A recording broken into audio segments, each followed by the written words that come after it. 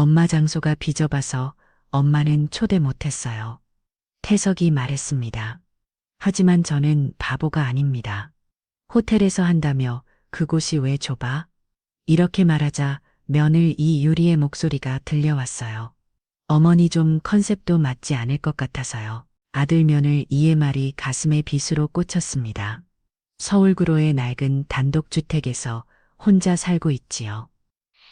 가을 햇살이 마땅한 편을 따스하게 비추고 있습니다.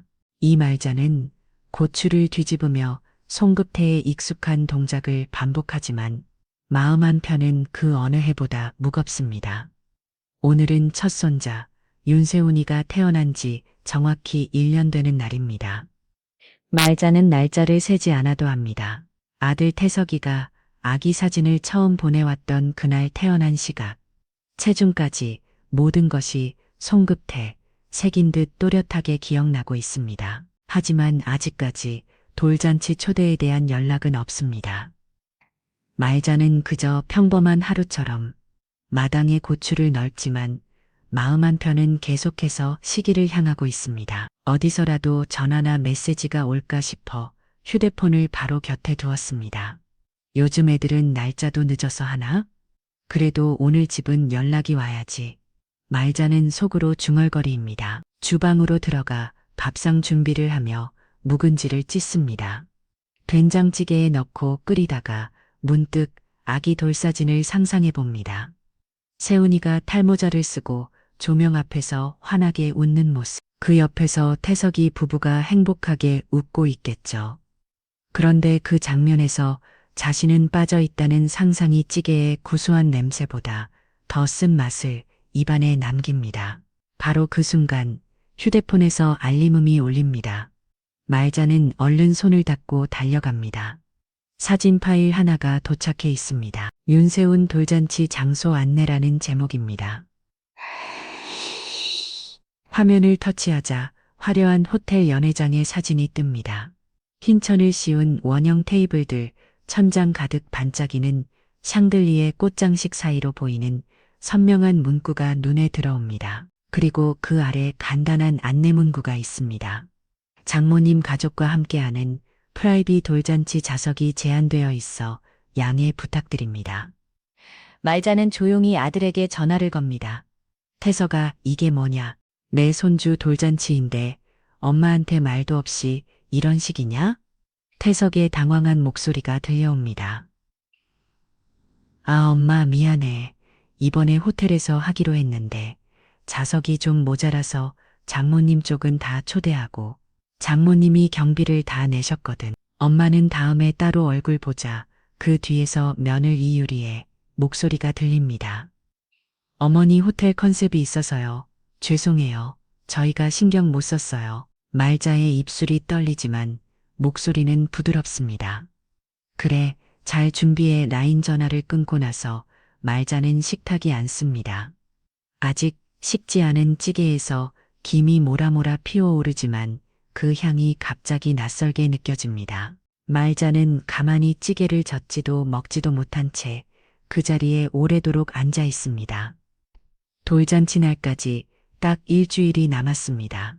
경로당을 다녀오는 길 말자는 구청시장에 들러 고춧가루를 사고 정성껏 잔 참기름 한 병을 들고 집으로 돌아옵니다. 밤이 깊어지기 전 꽃집에 들러 손자에게 줄 국과와 백일홍이 담긴 소담한 꽃밭구니를 주문합니다. 돌반지는 못해도 성급 정성만은 담고 싶었습니다. 꽃집 사장이 말합니다. 호텔이면 풍성한 게 좋긴 한데 이건 너무 소박하신 거 아니에요? 말자는 미소를 지으며 대답합니다. 손자 얼굴만 보면 돼요. 거칠해 말고 마음만 담으면 돼요. 하지만 이 말은 곧 자신에게 되돌아오는 칼이 됩니다. 며칠 뒤 꽃밭구니를 들고 아들 집에 찾아간 말자입니다. 인터폰을 누르자 며느리 이유리가 문을 열고 서 있습니다. 말자는 익숙한 듯 인사하며 꽃밭구니를 내밉니다. 세원이 돌선물 좀 일찍 주러 왔다. 이건 직접 잔 참기름이고 이건 내가 만든 목걸이야. 금은 아니지만 정은 가득 들었지. 유리는 코를 찡그리며 말합니다.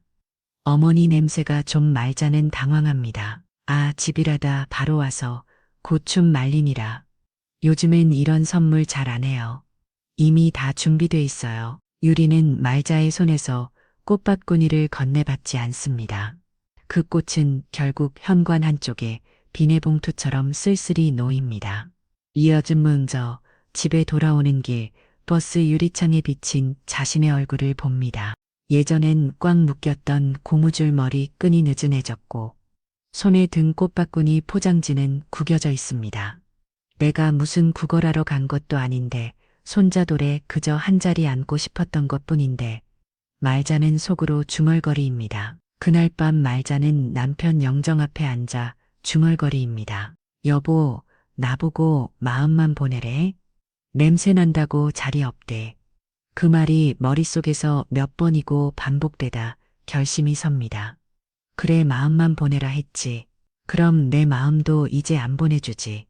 유산도 땅도 그 마음만 속에서 빼버리자. 말자는 장롱안 깊숙이 넣어뒀던 부동산 등기, 유언장 초안 아버지에게 물려받은 엄통장을 꺼냅니다. 결연한 눈빛입니다. 입술은 단단히 다무려 있습니다. 이제부터는 내 차례다. 사람 대전 못 받은가 꽃바꾼 이로는 부족하지 말자는 혼자 말을 합니다. 밤이 깊어갈수록 말자의 마음속에는 새로운 다짐이 자리 잡기 시작합니다. 그동안 참아왔던 서러움들이 하나씩 떠오르며 이제는 더 이상 참지 않겠다는 의지로 바뀌어갑니다. 돌잔치 하루 전 밤입니다. 이 말자는 오랜만에 장롱을 엽니다. 한복을 꺼내 다리고 고름을 손질합니다. 고추장 단지 옆에 둔 국화 꽃바구니도 리본을 다시 매만집니다. 그 옆에는 오래전 남편에게 물려받은 엄통장, 그리고 말자가 혼자 써놓은 유언장이 조용히 놓여 있습니다. 내가 사람 대전 못 받았다고 고개 숙이지 않아 그동안 참은 것도 여기까지다. 말자는 혼자 말을 합니다. 다음 날 일은 아침입니다. 말자는 한복을 입고 꽃바구니로 손에 든 채 서울 지하철 2호선 그로디지털 단지역 플랫폼에 섭니다. 한복 차림의 말자는 도시 사람들 사이에서 눈에 띄지만 주눅들지 않습니다. 지하철 객실 안에서 사람들은 조용히 스마트폰을 보지만 말자의 시선은 창문 밖을 바라봅니다. 서울 고층 빌딩들이 지나가고 말자는 마음속으로 되냅니다.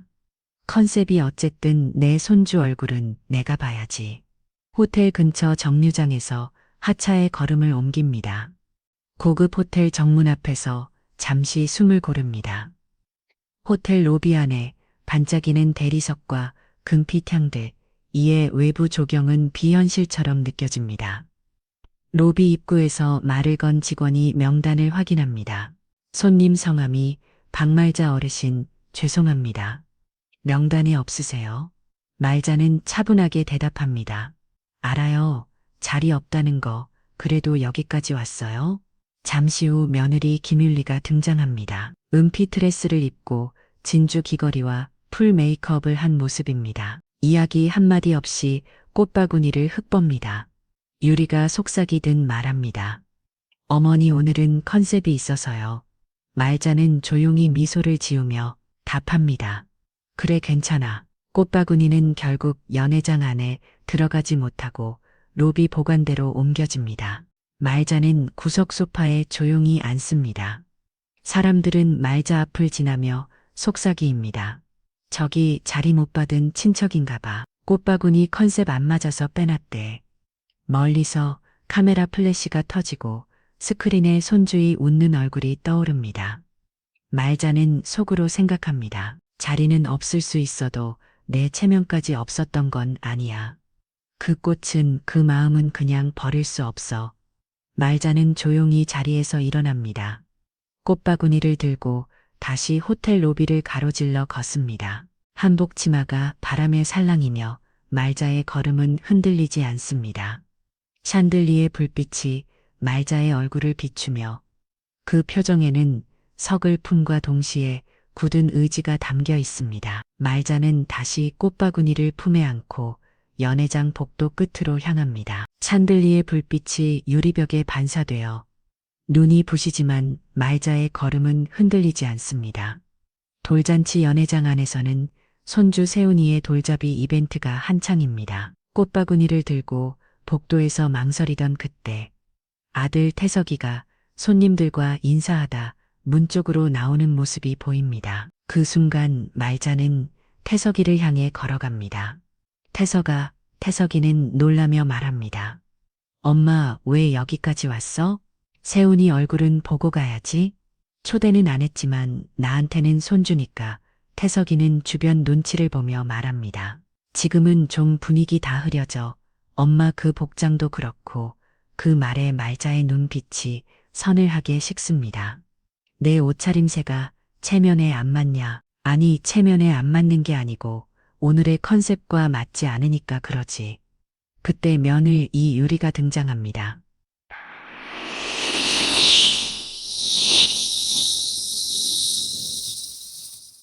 팔짱을 긴 채 냉소적인 미소를 띠면 다가옵니다. 어머니 오늘은 호텔이고 포토전도 있고 영상 촬영도 있어요. 꽃바구니도 톤이 너무 촌스러워요. 그건 따로 보관해 드릴게요. 유리는 손짓으로 직원에게 꽃바구니를 넘기려 합니다. 그러나 말자는 꽃바구니를 뺏기지 않고 품에 안은 채 직접 면을 이에게 손을 내립니다. 이 꽃바구니가 줄래? 돈으로 유리는 당황하며 말합니다. 내 말자는 단호하게 대답합니다. 정없다고 했지. 그래, 그럼 그 꽃에 담긴 마음도 내 돈으로 환산해 봐라. 촌스럽다며 그럼 돈으로 촌스럽지 않은 꽃으로 사오마. 돌연 연회장 안에서 사진 플래시가 터지고 박수 소리가 퍼집니다. 누군가 돌잡이 끝났다고 외칩니다. 내 자리는 없다고 해도 그래도 마지막까지 내 손으로 꽃 하나는 전하고 싶었다. 이게 내 마음이었다. 그게 싫으면 그냥 버려. 말자는 꽃바구니를 다시 들고 로비 구석 쓰레기통 옆에 조심히 내려놓습니다. 그 모습은 우아하게 그러나 서글프게 호텔의 호사스러운 조명 아를 기묘하게 조화를 이룹니다. 한복 치마를 정돈하며 말자는 마지막으로 연회장을 바라봅니다. 유리문 너머로 손주 세훈이의 웃음소리가 희미하게 들려오지만 그 소리는 이제 말자에게 닿지 않습니다. 말자의 마음 어딘가에서 무언가가 단단히 굳어지는 소리가 들립니다. 돌잔치가 끝난 지 이틀 뒤입니다. 늦은 오후 구로의 재개발 예정지 한가운데 자리 잡은 말자의 집입니다. 말자는 마당에서 고추를 뒤집고 있습니다. 햇살은 따갑고 바람은 서늘합니다. 그때 골목에 검은 차 한 대가 멈춘이다. 윤태석과 며느리 이유리가 내립니다. 차에서 내리자마자 태석이는 말자에게 다가가 말합니다. 엄마 그날 호텔에서 그렇게 나가시면 우리 체면이 말이 아니었어. 말자는 손을 멈추며 대답합니다. 체면 따지는 놈이 자기 엄마 명단엔 왜 이름도 안 올렸냐. 유리가 입을 비죽이며 말합니다. 어머니 호텔 돌잔치는 중요한 행사였어요. 저희가 몇 달 전부터 준비한 컨셉이 있었고 어머니는 갑작스럽게 컨셉 몇 달 전부터 준비한 거라며 그동안 나도 그 컨셉이라는 걸 맞춰줄 수도 있지 않냐. 말자의 목소리톤이 높아졌습니다. 말자는 꽃받은 이 얘기는 꺼내지 않습니다. 대신 대문 앞에 붙은 재개발 안내 현수막을 바라봅니다. 여기 이제 곧 허물어진다더라. 유리의 눈빛이 번쩍입니다. 네, 그 얘기 하려고 왔어요. 저희가 알아봤는데 재개발 들어가면 현금 보상도 되고 건물주에게는 분양 아파트도 나온다더라고요. 어머니 혼자 사시기엔 부담스러우니까 우리랑 상의해서 정리하시면 좋을 것 같아요. 말자는 단호하게 대답합니다. 정리. 그럼 내가 평생 산 집을 너희 맘대로 정리하겠다고 온 거냐? 태석이가 급히 말을 막습니다. 엄마, 그런 말이 아니라 여기 집감. 요즘 폭등한 거 엄마도 알잖아. 실거래 가도 10억 넘는다고. 그냥 우리랑 은은 좀 하자는 거야. 아파트 들어서면 더 올라갈 거다. 유리가 조심스럽게 말합니다. 네, 그래서 저희가 대출이 자랑 생활비도 좀. 말자는 꽃줄판을 내려놓고 마당 평상에 걸터 앉습니다. 그 눈빛은 더 이상 흔들리지 않습니다.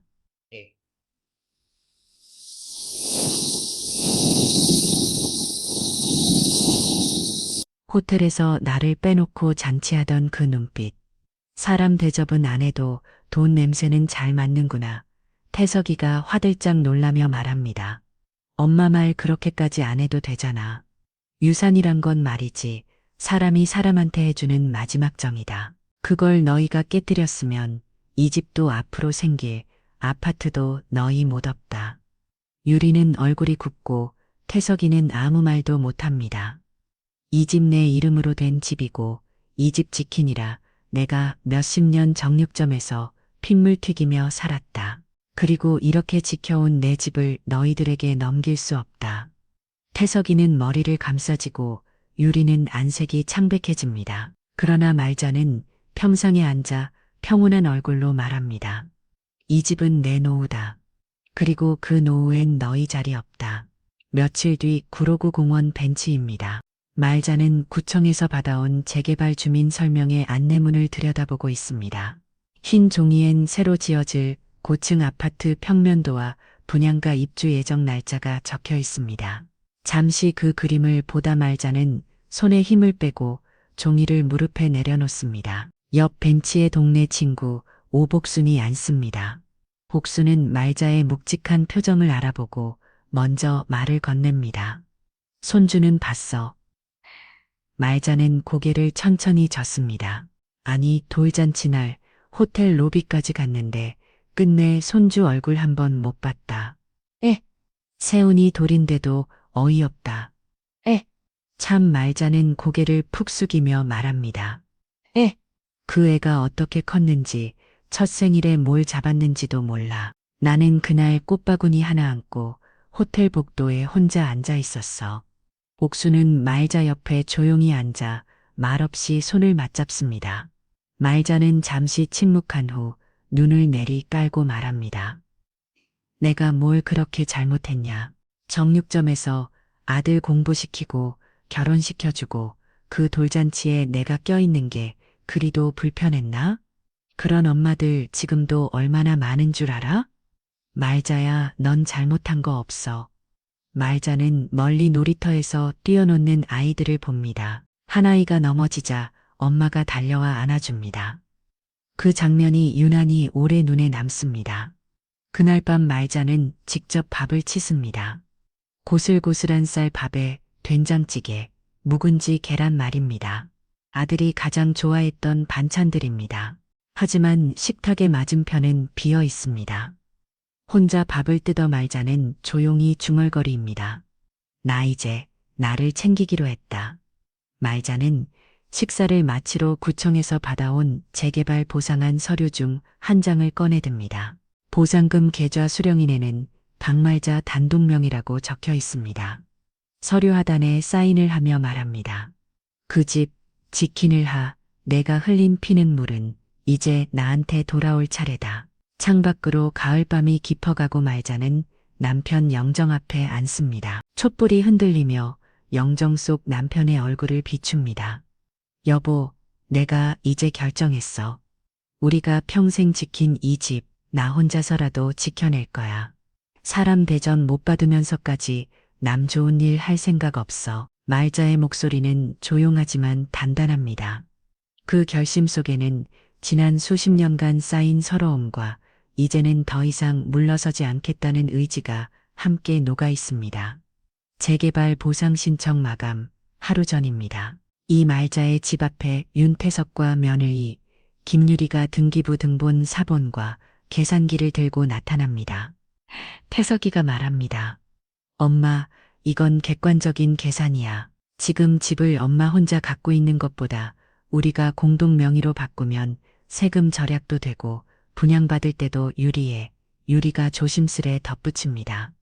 그리고요, 엄마도 이제 연셔도 있으시니까 우리랑 같이 사는 게 서로 의지되고 좋잖아요.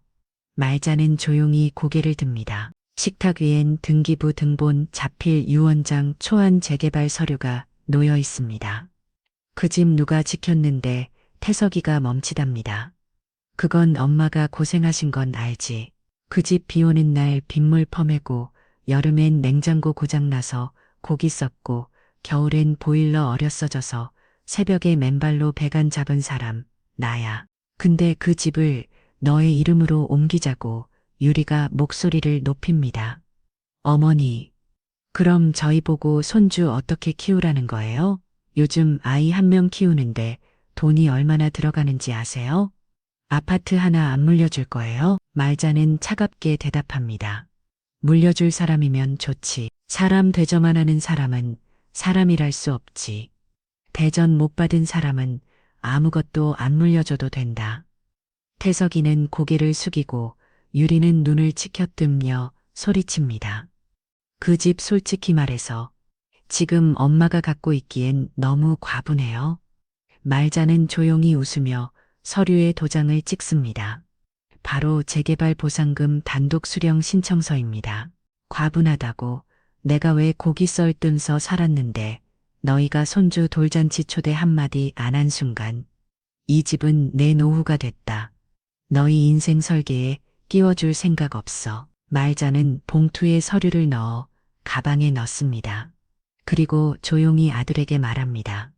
너는 엄마를 창피했고 내 마누라는 촌스럽다고 날 밀어냈다. 그 대가는 가볍지 않아. 태석이는 멍한 얼굴로 앉아있고 유리는 입술을 꽂게 문체 자리에서 일어납니다. 앞으로 이 집 이야기는 꺼내지 마. 여긴 이제 너희 몫은 없어.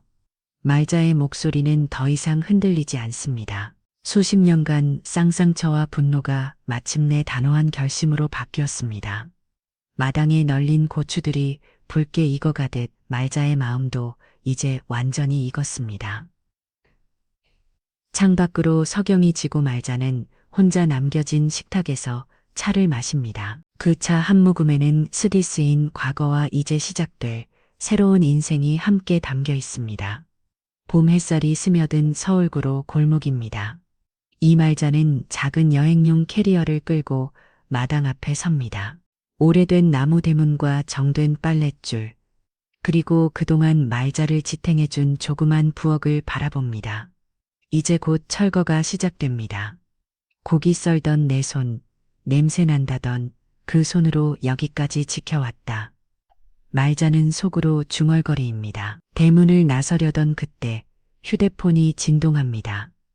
아들 태석이의 전화입니다. 말자는 잠시 망설이다 받습니다.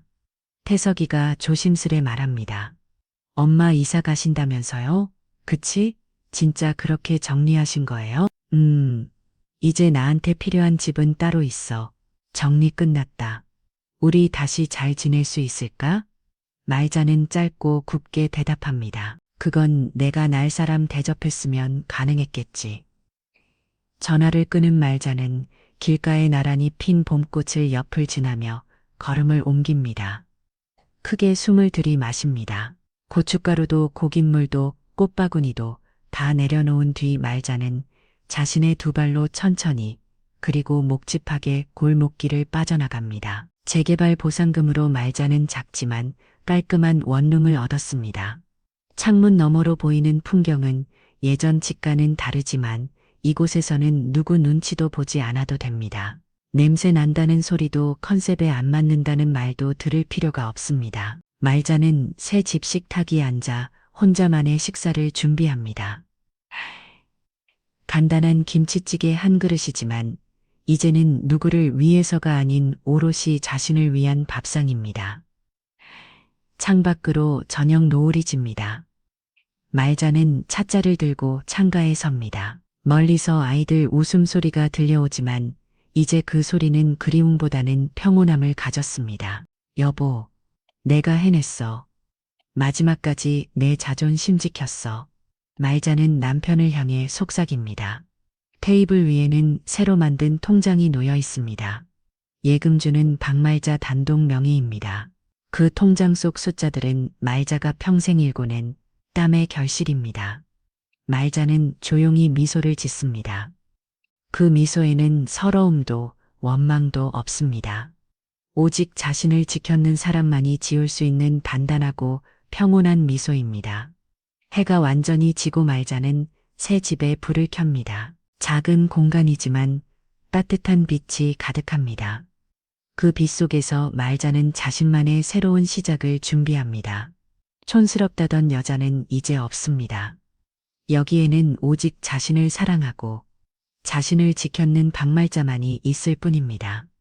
여러분, 오늘 이야기 어떠셨나요? 혹시 여러분도 비슷한 경험이 있으시다면 댓글로 나눠주세요.